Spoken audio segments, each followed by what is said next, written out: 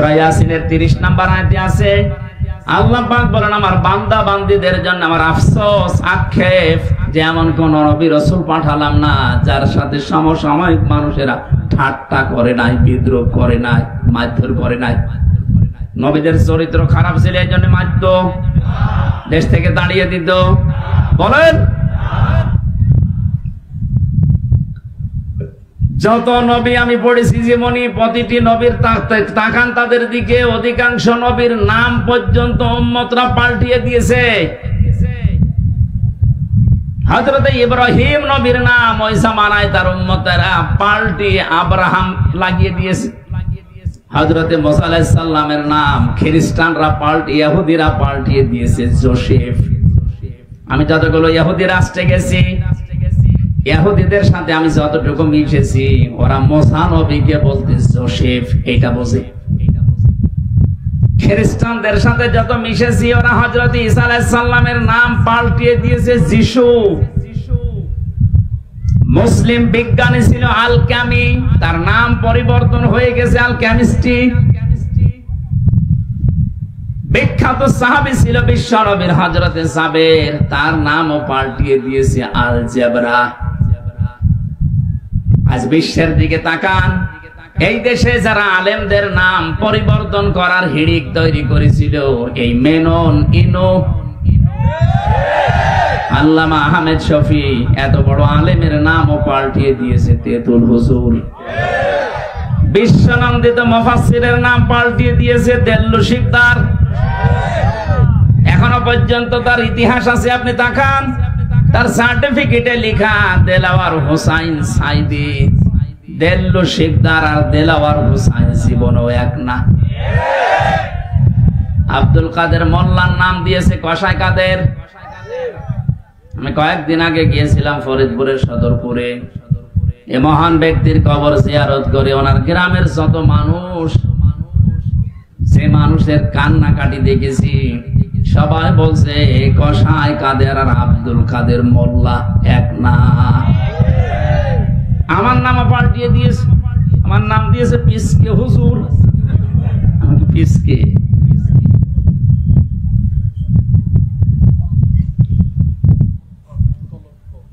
এই যে নাম সারা পাল্টিয়ে দেয়, পরিবর্তন করে দেয়, এ মানুষগুলো আল্লাহর বা আল্লাহর নিজের কাছে তারা জালেম।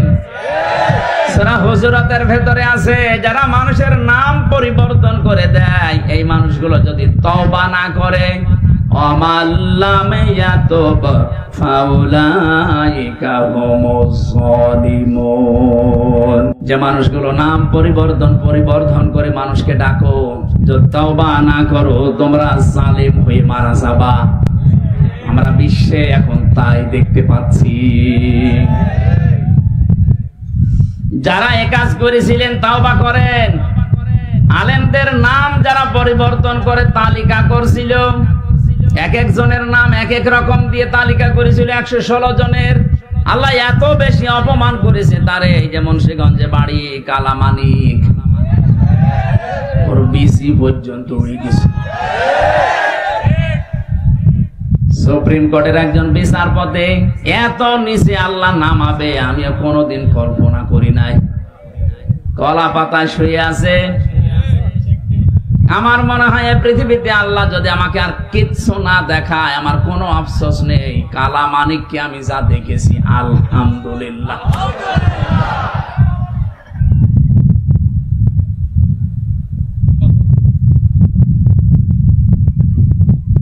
এবার আসেন তো যে কথা বলতে চাচ্ছিলাম, আল্লাহর কাছে বড় যেহেতু আলেমরা, এদের সম্মান, মর্যাদা, ইজ্জত, শ্রদ্ধা এটা দেওয়া লাগবে, নয়তো আপনি নবীর উম্মত হতে পারবেন না।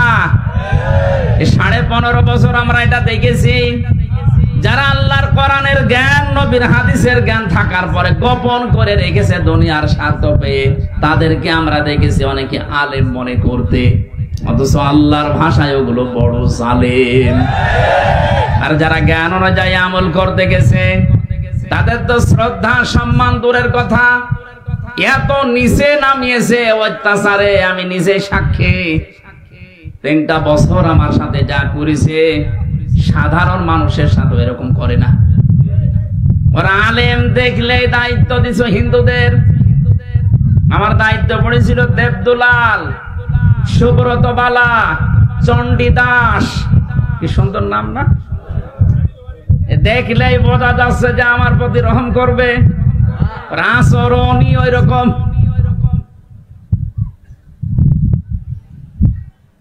কেন একজন মুসলমান যদি দিত অন্তত কিছু না কিছু হলেও তার ভেতরে যেহেতু আল্লাহ একজন আছে বিশ্বাস ছিল, সে আলেম দেখলে মনে করতো না আর যাই করি অন্তত এর সাথে খারাপ কিছু করলে আল্লাহ আমারে ছাড়বে না। এমন মানুষকে দিয়েছে তো আল্লাহ পরকাল জানে না। আলেমোসা জালেমতা।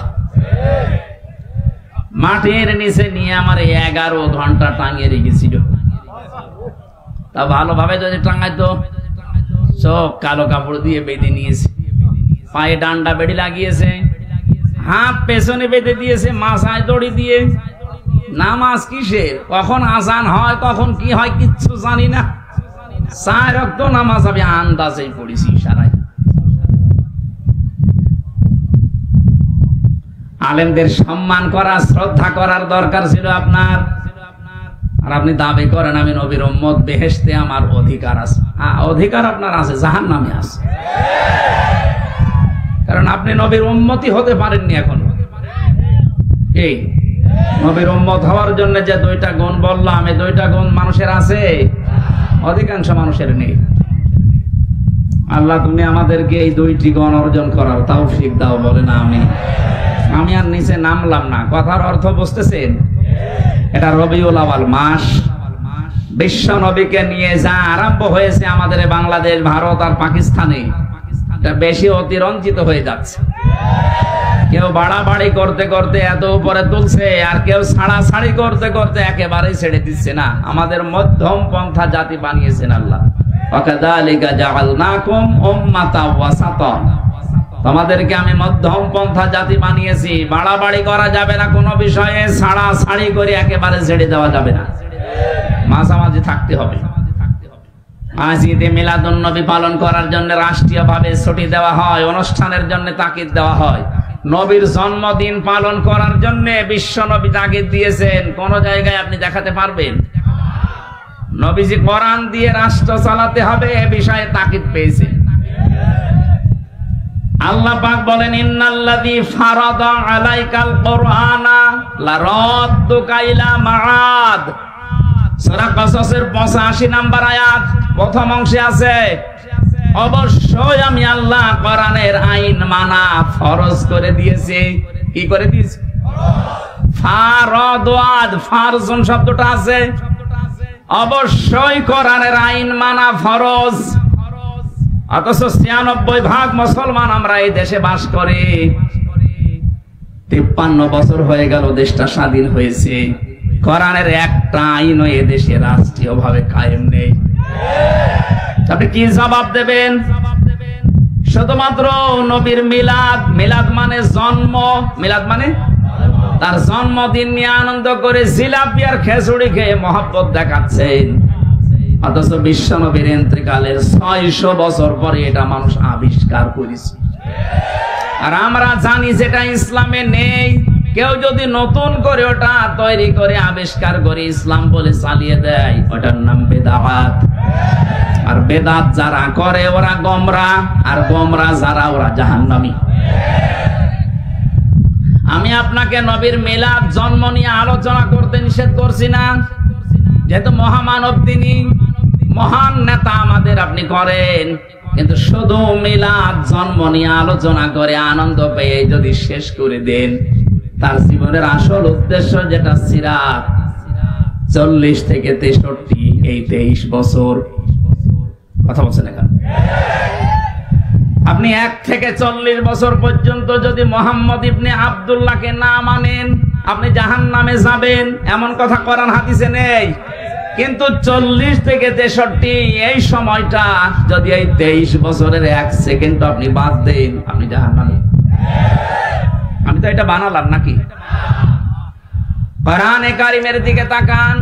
লাকাদ কানা লাকুম ফি রাসূলিল্লাহি উসওয়াতুন হাসানাহ ইলা আখির আয়াত। সূরা আহজাবের 21 নম্বর আয়াতের প্রথম অংশে আছে, অবশ্যই তোমাদের জন্য মহত্তম আদর্শ আমি আল্লাহ লুকিয়ে রেখেছি রাসূলুল্লাহর জীবনে। কার জীবনে? ও নারায়ণগঞ্জবাসী, ভালো করে জবাব দেবেন। সারা আরব জাহানে 1 থেকে 40 বছর পর্যন্ত মুহাম্মদ রাসূলুল্লাহ কেউ বলেছে? বলেন বলেন, কি বলতো? মুহাম্মদ ইবনে আব্দুল্লাহ এই নামে ডাকতো তাকে। যদিও তিনি জন্মে পৃথিবী তৈরি হওয়ার আগে আল্লাহ তাকে নবী বানিয়েছে, কিন্তু ঘোষণা দেয়নি, ঘোষণা হয়েছে 40 বছর বয়সে।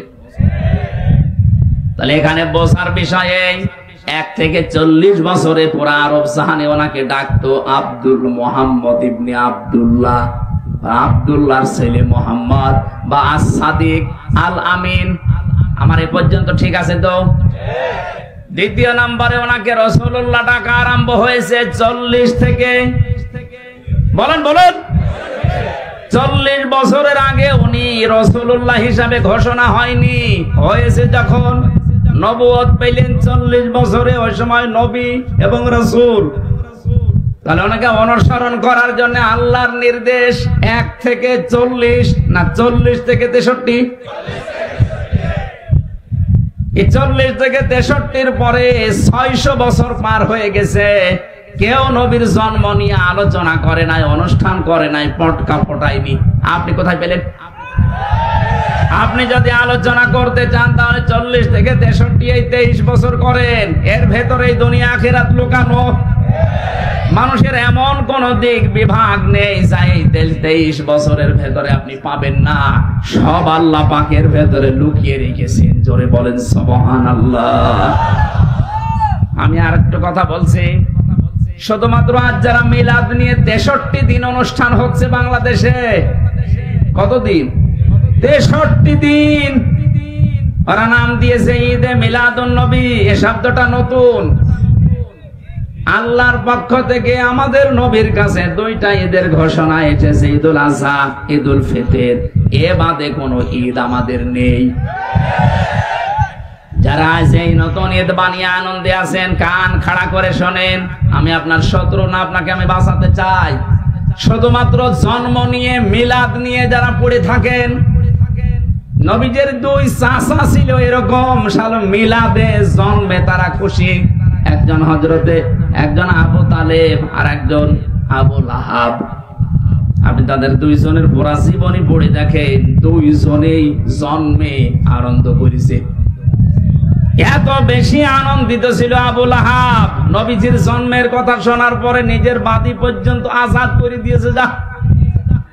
আর একজন চাচা আবু তালেব নিজের সন্তান আলীকে কাছে রাখতো না। নবীর জন্মের পর থেকেই যে কয় বছর বাইরে ছিল, এরপরে নবীজির দাদা ইন্তেকালের পর থেকে নবীকে সে নিজের বুকের ভেতর রাখতো। এই 2 জন চাচার পড়া জীবনী আমি পড়ে দেখেছি। এরা এত আনন্দিত, এত খুশি নবীর মিলাদে, নবীর জন্মে, কিন্তু 2 জনেই জাহান্নামী। 2 জনে কি? এরা যে জাহান্নামে যাবে তার প্রমাণ আল্লাহ কোরআনে দেয়নি। বলেন। সূরা কসসের 56 নম্বর আয়াতটার প্রমাণ, সূরা লাহাবের 3 নম্বর আয়াতটার প্রমাণ। ছায়া সলানা রমদাতা লাহাব, অতি শীঘ্রই আমি আবু লাহাবকে লেলিহান আগুনে প্রবেশ করাবো। তার মানে এখান থেকে যে শিক্ষা বের হয়, শুধু নবীর মিলাদ নিয়ে, জন্ম নিয়ে যারা মাতামাতি করেন, আনন্দ করেন, জিলাপি খিচুড়ি খেয়ে শেষ করে দিচ্ছেন, আপনিও আবু লাহাবের মতো, আবু তালেবের মতো জাহান্নামে যাবেন। সিস্টেম অপর পৃষ্ঠায় দেখুন, নবীর আরো 2 জন চাচা, হযরতে হামজা, হযরত আব্বাস। এই 2 জন চাচা শুধু নবীর জন্মে খুশি না, শুধু নবীর মিলাদে খুশি না, তারা নবীর সিরাতে, তারা নবীর জীবন পেয়ে খুশি। এই 2 জনের জীবনী পড়ে দেখেন তো। হযরতে হামজা নিজের জীবন পর্যন্ত নবীর আদর্শ মানতে গিয়ে দিয়ে দিয়েছে। 70 টুকরা হয়েছে, এরপরও নবীর আদর্শ ছাড়ে নাই। আর এক চাচা হযরতে আব্বাস, তিনি নবীর আদর্শ পেয়ে এত খুশি ছিলেন, তার যে হাদিস বর্ণনা করা, মান সাবাত আমাল ঈমান মান রাদিয়া বিল্লাহি রাব্বা অবি ইসলামি দীনা অবি মুহাম্মাদির রাসূলিল্লাহ সাল্লাল্লাহু আলাইহি ওয়াসাল্লাম নাবিয়্যা ওয়া রাসূলা। রাওয়াহু মুসলিম। হযরতে আব্বাস বলেন, কেউ যদি দুনিয়া ঈমানের স্বাদ পেতে চান তাহলে আল্লাহকে রব পেয়ে খুশি থাকেন, ইসলামকে জীবন ব্যবস্থা পেয়ে খুশি থাকেন, আর মুহাম্মদুর রাসূলুল্লাহকে নবী এবং রাসূল হিসাবে পেয়ে খুশি থাকেন। তিনি যদি খুশি না থাকতেন এই কথা তিনি বলতেন? বলেন বলেন। তিনি কি বললেন শেষে? নাবিয়্যা ওয়া রাসূলা। যারা মুহাম্মদকে নবী এবং রাসূল পেয়ে খুশি, তাহলে উনি নবী এবং রাসূল হয়েছিলেন কত বছর বয়সে? আরো জোরে। 40 থেকে 63 আপনাকে মানা লাগবে। সেই নবীর জীবনে আমি 31টা পাঠ পেয়েছি। পুরা জীবনটা পড়ে আমি 31টা পাঠে ভাগ করেছি। একটা ভাগ আজকে আপনাদের সামনে রবিউল আউয়াল মাসে, যেহেতু কালকে 12 তারিখ ছিল, আজকে 13 তারিখ। গুরুত্বপূর্ণ এই সময়ে তার সিরাত থেকে, তার আদর্শ থেকে কি নেওয়া দরকার আমাদের, 31টা পাঠের মাত্র একটা পাঠ নিয়ে আজকে আলোচনা করব। আমার আজকের আলোচনার বিষয় হচ্ছে নবীর আচরণ। কি বললাম? বলেন বলেন। অনেকে মনে করে এটা দুনিয়ার বিষয়, আচরণ ব্যবহার, আচার আচার না, এটা আখিরাতের সাথে সম্পৃক্ত। বিশ্বনবী বলেন, মানুষকে সবচেয়ে বেশি জান্নাতে নিয়ে যাবে মানুষের আচরণ আর আল্লাহর ভয়। সুবহানাল্লাহ বলতে পারেন নাই? আকুলু লিন্নাসি হুসনা। মানুষের সাথে যদি কেউ আচরণ করতে গিয়ে, ব্যবহার দেখাতে গিয়ে হাসি মুখে কথা বলে, তাও সাদকা দেওয়ার সওয়াব হয়। 31টা পাঠ ভাগে ভাগে যদি কথা বলতে হয়, পুরা কোরআন আল্লাহর নবীর চরিত্র, আমরা একটা পাঠ বেছে নিলাম, আচরণটা দেখি। আল্লাহ পাক কি আচরণ তাকে দিয়েছিলেন? কোরআনে কারীম জানাচ্ছে, ওয়া ইন্নাকা লাআলা খুলুকিন আযীম। হে নবী, আপনি মহান চরিত্রের উপরে প্রতিষ্ঠিত। এখানে যারা আলেম আছে তাদেরকে বলছে, এই যে আযীম, এই শব্দ আল্লাহ কোন নবীর নামের সাথে দেননি। আল্লাহ পাক নবীদেরকে বিভিন্ন সময় তার নিজের নামটা দিয়েছিলেন, গুণবাচক নাম, যেমন হালিম। আল্লাহ ইসমাইল নবীকে হালিম বলে ডাক দিয়েছিলেন। হালিম মানে চাচা হালিম। কি হালিম মানে সহনশীল, ধৈর্যশীল। হযরত ইসমাইলের আরেক ভাই ছিল ইসহাক, তাকে আল্লাহ ডাক দিয়েছিলেন ফাবাশশারনাহু বিগুলামিন আলীম। আমার জ্ঞানী বান্দা এটা, একজনকে হালিম, একজনকে আলিম, কিন্তু বিশ্ব নবীকে দিয়েছে আযীম। এত বড় মহান চরিত্র আপনাকে আমি দিয়েছি, কিয়ামত পর্যন্ত মানুষ শুধু অনুসরণ করে যাবে, কোল কিনারা পাবে না। সেখান থেকে সূরা আলে ইমরানের 159 নম্বর আয়াতটা পড়েছি। বিশ্ব নবীর আচরণ, তার ব্যবহার কেমন ছিল, তার জীবনের প্রতিটি পদে পদে আমাদের জীবনকেও আমরা মিলাতে চাই। কথা বলেন ঠিক কিনা? আল্লাহ পাক বলেন, ফাবিমা রাহমাতিম মিনাল্লাহি লিনতা লাহুম ওয়ালাউ কুনতা ফাসসান গালিযাল কলবি লানফাদু মিন হাওলিক। আল্লাহর যত রহমত, এই পৃথিবীতে যত রহমত আল্লাহ দিয়েছেন, তার ভেতরে অন্যতম দয়া রহমত আপনার প্রতি এই যে আপনি মানুষের সাথে কোমল আচরণ করেন, নরম আচরণ করেন। আপনার যদি ভাষা কর্কশ হতো, আপনি যদি বদ মেজাজি হতেন, আপনি যদি খিটখিটে মেজাজের হতেন, আপনি যদি কঠোর হৃদয়ের অহংকারী হতেন, তাহলে মানুষ আপনার চারিপাশ থেকে দূরে চলে যেত। ফাফু আনহুম, মানুষের জন্য ক্ষমা প্রার্থনা করেন, মানুষের জন্য ক্ষমা প্রার্থনা করেন। আস্তাগফির লাহুম, তাদেরকে ক্ষমা করে দেন। নিজে তো ক্ষমা করবেন এবং তাদের জন্য নিজে ক্ষমা চাবেন। ওয়াশাবিরহুম ফিল আমর, দুনিয়ায় যে কোনো কাজে তাদের পরামর্শের ভিত্তিতে করবেন। ফাইদা আসামতা ফাতাওয়াক্কাল আলাল্লাহ, কোন কাজ যখন সিদ্ধান্ত নিয়ে ফেলবেন তখন ভরসা করবেন আল্লাহর উপরে। ইন্নাল্লাহা ইউহিব্বুল মুতাওয়াক্কিলিন, অবশ্যই আল্লাহ ভরসাকারীদের, যারা ভরসা করে আল্লাহর প্রতি তাদের ভরসা আল্লাহর উপরে করাই দরকার। এটা ছিল বাংলা মাতৃভাষায় অর্থ। এবার আমরা ব্যাখ্যায় যাচ্ছি। নবীজিকে আল্লাহ যত দয়া দেখিয়েছেন, যত গুণ দিয়েছেন, তার ভেতরে অন্যতম গুণ এইটা, তিনি কোমল হৃদয়ের ছিলেন, নরম, সফট, কোমল। এত নরম ছিলেন নবীজি, তার আচরণ ছিল নিজের শরীরের সাথে, পরিবারের সাথে, শিশুদের সাথে, মুরব্বীদের সাথে, বন্ধুদের সাথে, স্ত্রীদের সাথে, মেয়েদের সাথে, মা বাবার সাথে, যুদ্ধবন্দীদের সাথে, প্রতিবেশীর সাথে, এমনকি শত্রুদের সাথে। এরকম 27টা বিষয় আমি পেয়েছি তাফসিরে ফি জিলালিল কোরআন। ইবনে কাসির, মুফাসসিরিন ইকরাম যেভাবে সাজিয়েছেন, আমরা কোরআনে কারীম থেকে ওইভাবে আমাদের জীবনে নবীর জীবন মিলাতে চাই। আমাদের আদর্শ কি কারো বাবা? বলেন বলেন। আমাদের আদর্শ কারো স্বামী, কারো চাচা? আমাদের আদর্শ একমাত্র, কেবলমাত্র, শুধুমাত্র বিশ্ব নবী মুহাম্মদুর রাসূলুল্লাহ সাল্লাল্লাহু আলাইহি ওয়াসাল্লাম।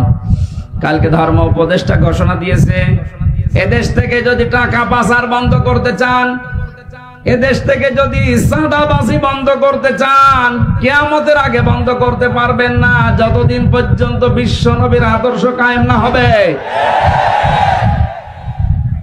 টাকা পাচার বন্ধ হয় না, চাঁদাবাজি যে বন্ধ হয় না, এটা 5 তারিখের পর থেকে আমরা অনেকে দেখেছি। কথা বলেন না কেন?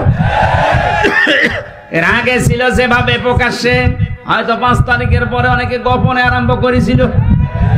প্রকাশ্যে গোপনে কোন চাঁদা এদেশে হবে না যদি নবীর আদর্শ এদেশে কায়েম করা যায়।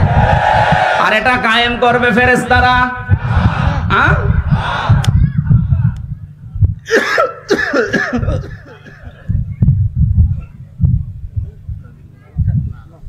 কিছু লাগবে না। শিশুদের সাথে নবীজি যে আচরণ করেছিলেন, হাদিস হযরত উমায়ের, এদিকে তাকান, হযরত উমায়ের খেলা করছিলেন। বিশ্ব নবী মসজিদে নববীতে যাবার সময় দেখলেন, দৌড়িয়ে আসলেন হযরত উমায়ের, ডাক দিয়ে বলেন, উমায়ের তোমার সেই হলুদ পাখিটা কই? হযরত উমায়ের কেঁদে ফেললেন, ডাক দিয়ে বলে, ইয়া রাসূলুল্লাহ, একটা বিশ্ব নবী, তামাম দুনিয়ার জন্য আপনাকে আল্লাহ নবী আর রাসূল করে পাঠিয়েছে, আপনি আমার মতো ছোট মানুষের খবর রাখেন, এমনকি আমার পাখির খবর পর্যন্ত আপনি রাখেন। ও নারায়ণগঞ্জবাসী, আপনি কার আদর্শে অনুপ্রাণিত হয়ে স্লোগান দেন? আপনার তো স্লোগান দেওয়া দরকার ছিল, আমার নেতা, তোমার নেতা বিশ্ব নবী। এই কথাটা কেন বললাম? এইদিকে তাকান, আলাদাবুল মুফরাদ 3 নাম্বার হাদিস। এই পৃথিবীতে যার আদর্শ বিশ্ব নবী এখনো হয়নি, অন্য কেউ, কান খাড়া করে শোনেন, নবীজি এখনো যার আদর্শ হয়নি, অন্য কেউ। আপনি মারা যাবেন, আপনি নামাজ পড়তে পারেন, রোজা রাখতে পারেন, দাড়ি রাখতে পারেন, জুব্বা গায়ে দিয়ে হজ করতে পারেন, এখনো যদি আপনার আদর্শ নেতা বিশ্ব নবী না হয়ে অন্য কেউ হয়, আপনি মারা যাওয়ার সঙ্গে সঙ্গে বিনা বিচারে, বিনা হিসাবে জাহান্নামী। নিয়ে আসেন, কোন মহারথী নিয়ে আসবেন? এবার নিয়ে আসেন। আপনার কোনো বিচার নেই, কোনো হিসাব নেই। এখন যদি বলেন এত শক্ত করে বলছেন কেন? হ্যাঁ, কেন বলছে এবার তাকান। এই দুনিয়ায় একজন মানুষকে আল্লাহ নেতা বলে ঘোষণা দিয়েছেন, ডাক দিয়েছেন, ইয়াসিন, হে নেতা। পৃথিবীর কারো নামে এই শব্দ আল্লাহ দেয়নি। কোরআন শরীফের ভেতরে আল্লাহ 7টা নামে নবীকে ডাক দিয়েছেন, বিশেষ করে তার ভেতরে ইয়াসিন 1 নাম্বার, 2 নম্বরে তহা, 3 নম্বরে আব্দুন বা আব্দুল্লাহ, 4 নম্বরে মুদ্দাসসির, 5 নম্বরে মুজাম্মিল, 6 নম্বরে আহমদ, 7 নম্বরে মুহাম্মদ। এই 7টা নামে আল্লাহ বিশেষ করে ডাক দিয়েছেন, তার 1 নম্বরে ইয়াসিন। আল্লাহ ঘোষিত নেতা একজন। কয়জন? আপনার বিবেকে নাড়া দেয় না? এই একজনকে বাদ দিয়ে আপনি কার সামনে ঘোরেন, কার পেছনে থাকেন? পাগল হলেও তো কাজ করা ঠিক না। আশা করছি সব ভুলে যাবেন। এই পৃথিবীতে বিশ্ব নবী ছাড়া আমরা কাউকে আদর্শ নেতা মানি না। এখন যদি বলেন তাহলে ইসলামী দলে দেশে যারা আছে তারাও তো তাদের নেতা আছে। হ্যাঁ, আমরা ওই নেতাকে মানি যে নেতা আল্লাহ রাসূলকে দেখে দেখে চলে। বলেন, আপনি তাকান, এমনও মানুষ আছে যার সামনে দেখলে রাত 12টার পরে তার মাটিতে ঠিক মতো পা পড়ে না, রিকশা ছাড়া বাড়ি যেতে পারে না, কি কি লাল নীল পানি খায়। কথা বলছে না কেন? খেজুর গাছকে ধাক্কা দিয়ে বলে বড় ভাই সাইড দেন, আর কতক্ষণ দাঁড়াবো। এই লোকটা যদি হয় আপনার আদর্শ, কোরআনে কারীম কি জানিয়েছে? ইয়াউমা নাদউ কুল্লা উনাসিম বিইমামিহিম। সূরা বানী ইসরাঈলের 72 নম্বর আয়াতের প্রথম অংশে আছে, আল্লাহ বলেন কিয়ামতে প্রতিটি মানুষকে বিচারের দ্বিতীয় ধাপে, ওই যে ম্যাজিস্ট্রেট কোর্ট, জাজ কোর্ট বলছিলাম না, আমার আল্লাহ বলেন প্রথমে তো তোরে একা ডাকবো, দ্বিতীয় সিস্টেমে এবার তোরে একা না, তোর ইমামের সাথে, তোর নেতার সাথে ডাক দেব। নারায়ণগঞ্জবাসী, আমি বিবেককে প্রশ্ন করছি, আপনার যে নেতার আদর্শ মতো চলেন আর গর্ব করে বলেন আমি অমুক নেতার সৈনিক, বলেন তো ওই লোকটা কিয়ামতে আপনার সামনে থাকবে, আপনি থাকবেন পেছনে? যেই লোকটা আপনার সামনে, যার চরিত্র আপনি জানেন, কথা বলছেন না কেন, যার সুরাত সিরাত আপনি দেখেছেন, সে যে কি করে আপনি এতদিন পর্যন্ত দেখতেছেন, এই লোকটার সামনে পেছনে আপনি, ওকে যদি আল্লাহ কিয়ামতে দেখে আপনার কি মনে হয় যে আল্লাহ ওকে মাফ করবে? ওর সুরাত সিরাত দেখে তো আল্লাহর রাগ হয়ে যাবে। ওর রাতের চরিত্র একরকম, দিনেরটা আর একরকম। আপনি নিজে এখন বলছেন ঠিক আমাকে মাফ করবে না, তাহলে আসেন কেন? কথা বলে না কেন? এই মুহূর্তে সিদ্ধান্ত পাল্টান। যাকে দেখলে অন্তত আল্লাহর মায়া লাগবে এরকম নেতা দেশে নেই। আমার নিজের দেখা, আমি নিজে জেলখানার ভেতরে দেখেছি, তার সুরাত সিরাত, তার আমল, তার তাওয়াক্কুল, আল্লাহর প্রতি ভরসা, ইখলাস। আমার মনে হয় আল্লাহর নবী মুহাম্মদুর রাসূলুল্লাহ সাল্লাল্লাহু আলাইহি সাল্লাম দুনিয়ায় যা যা বলেছেন করেছেন তার একেবারে পা থেকে মাথা পর্যন্ত সব দেখা যাচ্ছে। যাকে দেখলে আল্লাহর কথা মনে হয়, আল্লাহর জিকির স্মরণ হয়। আর আমি এমন নেতার আদর্শ মানি যার ভেতরে নবীর কোন সুন্নত নেই, আদর্শ নেই, ও দেখলেই মনে হয় টাটকা একটা শয়তান। খালি ওই 72 রাকাত নামাজই যা পড়ে, তাছাড়া আর কিছু নেই। তাহলে এমন মানুষকে আপনি নেতা মানবেন যাকে আল্লাহ কিয়ামতের দিন দেখলে অন্তত আল্লাহ পাক রাগ করবেন না। তাকে দেখে যদি আল্লাহর মন ভরে যায়, না ঠিক আছে, পেছনে যেটা আছে ওইটাও এরকমই হবে। আর যদি সামনে দেখেন নমো, দরবেশ পর্যন্ত নমো হয়ে গেছে, ওরে যদি আল্লাহ দেখে, যেহেতু পুলিশ পর্যন্ত ওরে চিনতে পারে না, বিডিআর গার্ড যারা, আমার মনে হয় ফেরেশতারাও চিনতে পারবে না।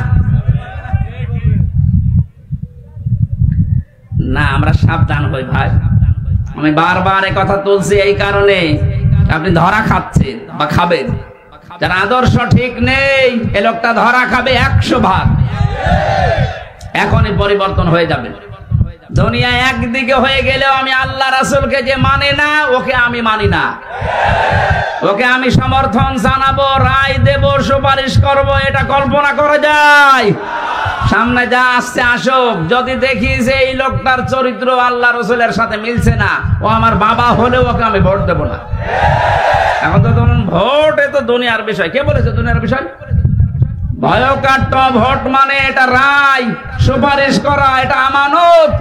তাফসিরে মারিফুল কোরআনে আমানাত শব্দের ব্যাখ্যায় বাংলায় লেখা আছে ভয়ঙ্কর ভোট। এটা হয় রায় দেওয়া, সমর্থন জানানো, সুপারিশ করা, এগিয়ে দেওয়া। এই অর্থগুলো এখানে লেখা আছে। কোরআনে কারিমের সূরা নিসা 5 নম্বর পারার 10 নম্বর পৃষ্ঠা 12 নম্বর লাইনের 85 নম্বর আয়াত। আমি লম্বা করে দলিলগুলো বলতে পারছি না, বাড়ি যেয়ে মিলিয়ে নেবেন। আপনার একটা রায়ের কারণে যদি এদেশে আবার চাঁদাবাজি শুরু হয়, আবার স্বৈরতন্ত্র চালু হয়, আপনার একটা রায়ের কারণে কিয়ামত পর্যন্ত আপনি পস্তাবেন।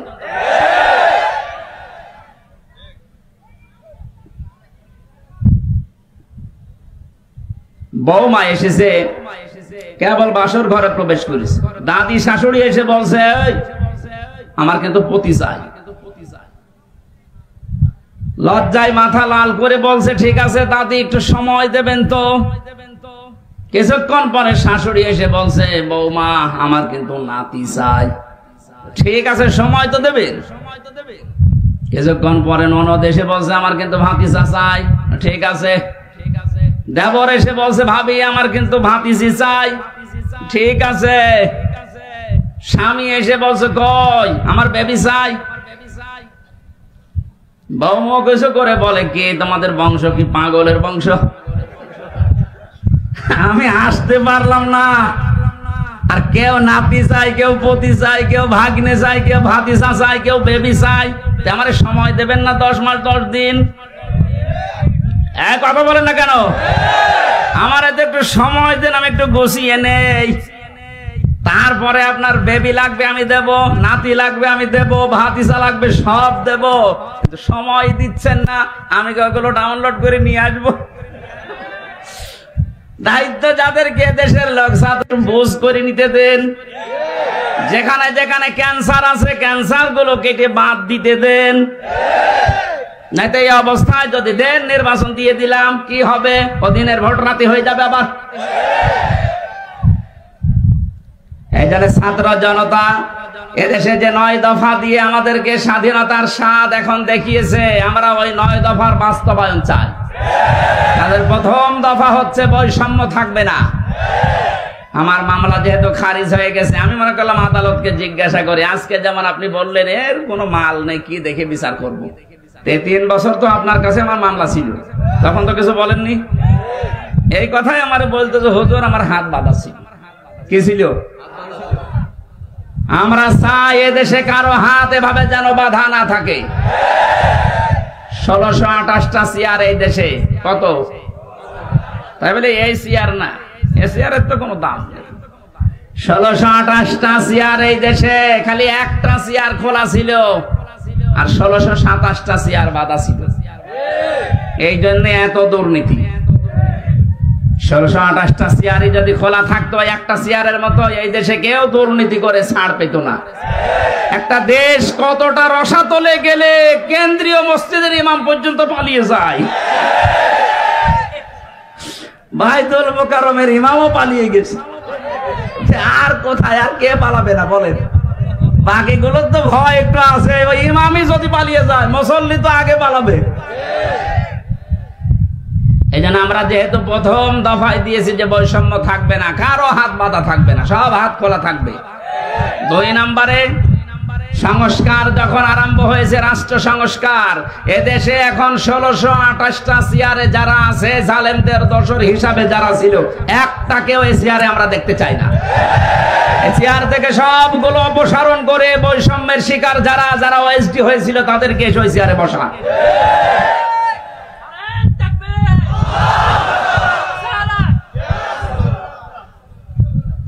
কথাগুলো বোঝার চেষ্টা করবেন। আমি শুধু নারায়ে তাকবীর দেওয়ার জন্য বলছি না। শিশুদের প্রতি আল্লাহর নবী যে আচরণ, তিনি বিশ্ব নবী হওয়ার পরও শিশু এবং শিশুর পাখি পর্যন্ত ভুলে যাননি। নবী যে আচরণ করেছিলেন তাকান। আল্লাহর নবীর আচরণ ছিল বড়দের সাথে। বিশ্ব নবী মুহাম্মদুর রাসূলুল্লাহ তো এই হাদিসটা এই জন্যই বলেছিলেন, যারা বড়দেরকে শ্রদ্ধা করো না, সম্মান দাও না, আমি নবী বলছি তারা আমার উম্মতের দলভুক্ত হতে পারো না। বলেন নাউজুবিল্লাহ। তার আচরণ ছিল যুদ্ধবন্দীদের সাথে, যুদ্ধবন্দীদের সাথে তার যে আচরণ, আমরা আজকে কারাবন্দীদের সাথেও সে আচরণ করতে পারছি না। কারাবন্দীদের সাথে আচরণ 3 রকম হয়। আমি কাশিমপুর কেন্দ্রীয় কারাগারে ছিলাম, হাই সিকিউরিটিতে। ওখানে 3 রকমের আচরণ পেয়েছি। আমার তো মামলা একটা ছাগল চুরি মামলাও না, ঠুনকো একটা মামলা দিয়েছে। তারপরে আমারে রেখে দিত ফাঁসির কন্ডেম সেলের ভেতরে। বিশ্বনবী আচরণ করেছিলেন তাকান, যুদ্ধবন্দী যারা তাদেরকে তো মেরে ফেলার কথা, অথচ হযরতে একজনের জীবনী পড়লাম আজকে, সুমামা ইবনে ওয়াইল রাদিয়াল্লাহু তাআলা ওয়াসাল রাদিয়াল্লাহু তাআলা আনহু, তাকে তিনি মসজিদে নববীর ভেতরে বেঁধে রেখেছে সাহাবীরা। নবীজি গভীর রজনীতে গিয়ে বললেন, কেমন আছো, কি আচরণ আশা করো তুমি আমার কাছে? লোকটা কেঁদে ফেলেছে, ডাক দিয়ে বলে, মুহাম্মদ যে অবস্থায় আছি তুমি আমারে বাঁচাতেও পারে, মারতেও পারো। নবীদের নাম ধরে বললেন, দেখো এই জামানায় শেষ জামানা না, এরপরে আরেকটা জগৎ আমাদের সামনে আসতেছে। ইসলামের যে সৌন্দর্য গুলো তার সামনে তুলে ধরলেন, একটা একটা করে চলে গেলেন কিছু না বলে। বাড়িতে যে নিজেদের লোক দিয়ে রান্না করলেন ওঠের গোশত আর বকরি, এগুলো পাঠিয়ে বললেন ওকে নিজে খাওয়াও। সাহাবীরা নিজে খাওয়িয়েছে। দ্বিতীয় দিন নবীজি নিজে উঠের দুধ দহন করে গরম অবস্থায় তার কাছে পাঠালেন। মানুষ জামাইদেরকে এত আদর করে না, কথা বলে না কেন? কি করেছিলেন? যুদ্ধবন্দীদের সাথে এই আচরণ, আর আমরা কারাবন্দীদের সাথে কি আচরণ করলেন আপনি জবাব দেবেন কি? আবার উপর থেকে নির্দেশ দিত সিসি ক্যামেরা দিয়ে 24 ঘন্টা ফাঁসির কন্ডেম সেলের ভেতরে তালাবদ্ধ করে, খাবার যেন আমাদের কাছে ভালোটা না যায় ওইটা উপর থেকে বসে বসে দেখতো। অথচ এখন যারা রিমান্ডে আছে, এই দরবেশ, এই আনিসুল, এই মেনন, এই ইনু, এদেরকে নাকি বাড়ির খাবার খাওয়ানো হচ্ছে, এসি ঘরে থাকতে দিয়েছে। কারা দায়িত্বে আছেন আমি জানি না, প্রকাশ হয়ে যাচ্ছে। কিন্তু বাংলার ছাত্র জনতা যদি একবার আবার রুখে দাঁড়ায়, চেয়ারে কিন্তু আর থাকতে পারবেন না। জালেমরা যা করেছিল কোরআন যেহেতু জানিয়েছে, ওয়াইন আকাবতুম ফাআকিবু বিমিসলি মা উকিবতুম বি, যতটুকু তোমার সাথে করেছে অতটুকু করো। অন্তত আমরা অতটুকু চাচ্ছি, বেশি করার দরকার নেই। 11 ঘন্টা টাঙিয়ে রাখেন শয়তানদের। ব্যারিস্টার আরমানের মতো 8 বছর মাটির নিচে আয়না ঘরে একটু আটকিয়ে রাখেন, ঠেলা বুঝবে যে কারে কয় দুনিয়া। আবার স্ট্যাটাস দেয়, কি করেছি আমার কুকুরের মতো তাড়িয়ে দিল। কি করেছেন টের পাচ্ছেন না? এদিকে আসেন, চট করে ঢুকে পড়বো। আসেন, চট করে ঢুকে পড়াচ্ছে। সারা বাংলাদেশের 18 কোটি মানুষ যদি আপনাকে মাফ করে দেয়, ব্যারিস্টার আরমানের বউ আপনাকে মাফ করবে না। আয়না ঘরের সাথে যারাই জড়িত একটারও কোনো ক্ষমা নেই, কারণ এগুলো মানুষ না, এগুলো কুলাঙ্গার আর জানোয়ার। আমারে মাটির নিচে নিয়েছে আচরণ করতো, আমার মাঝে মাঝে আমার তো কষ্ট হইতো, মাঝে মাঝে মনে হয়তো আল্লাহ ও যা করে গেল। ও বাড়ি যে ওর বোর কাছে থাকে, কিন্তু ওর তো ঘুম আসার কথা না। আমার সাথে মুফতি ফখরুল ইসলাম ছিল, ওরে নিয়ে মাটির নিচে আয়না ঘরে এই পার ভেতরে হাত দিয়ে, এখানে হাত দিয়ে সামনে রড, এই রডের সাথে ধরে হাতে তালা লাগিয়ে, তাহলে 1-2 ঘন্টা 5 ঘন্টা 24 ঘন্টা তালা লাগানো, মাত্র 1.5 মিনিট সময় দিত টয়লেট করার। আর খাবার যা দিত, মাখানো খাবার, মনে হচ্ছে যে 4-5 জন মাখিয়ে এক জায়গায় রেখে দিয়েছে, পেল পারলে খানা পালে না খা। আপনি নবীর মিলাদ পড়তে পাগল হয়ে আছেন। নবীর এটা সিরাত না, নবীর আদর্শ না এটা। তিনি যুদ্ধবন্দীর সাথে কি করলেন, আর আপনি কারাবন্দীর সাথে, তাও তো অন্যায় ভাবে। ব্যারিস্টার আরমানকে, আমান আজমিকে, আমির হামজাকে, মামুনুল হককে যে মামলা দিয়েছেন, একটা মামলাও টিকছে? আজ তো আমি বেকসুর খালাস পেয়ে গেছি, তাহলে আমি এই দেশে আদালত কর্তৃক প্রমাণিত যে আমার কোনো দোষ নেই। সুতরাং বিনা দোষে 3টা বছর যা করেছেন, আমিও চাই মামলার আয়ু থেকে শুরু করে ওই যে হাত খোলা ছিল এটা পর্যন্ত যারা এর সাথে জড়িত প্রত্যেককে আমি চাই 3 বছর করে আমার মতো জেল দেওয়া। শুধু আমি না, 1,10,000 মানুষ এখন সারা বাংলাদেশে জেল খাটতেছে, বিশেষ করে বিডিআররা বেকার আটকে রেখেছে। যারা এই সমস্ত মিথ্যা মামলার সাথে জড়িত, মামলার আয়ু থেকে শুরু করে একেবারে উপর পর্যন্ত যারা নির্দেশ দিয়েছে, একটাকেও যেন ছাড়া না হয়, কারণ এদের ছাড় নেই। বলে মাফ করে দিলাম, কিসের মাফ? জালেমদেরকে যদি কেউ মাফ করে দেয়, সে যেন মজলুমের উপরে অবিচার করে। আপনি তো টের পাচ্ছেন না যে স্বামী ছাড়া থাকা কি কষ্ট? ব্যারিস্টার আরমানের বউটের পিস। আপনি তো জানেন না সন্তান ছাড়া থাকা কি কষ্ট। আমি টের পেয়েছি। আমার ছোট মেয়েটা এখনো আমার চেনে না। ওর আমি 1 বছর রেখে এসেছিলাম, বের হয়েছে দেখো 4 বছর বয়স, ও আমার চেনে না। আমি যেদিন জেল থেকে বাড়ি গেছি বলছে, হুজুর আমাদের বাড়ি চলে। তার মানে ওর মনে হচ্ছে যে এরকম হুজুর বহু আসে, এও আর একটা হুজুর।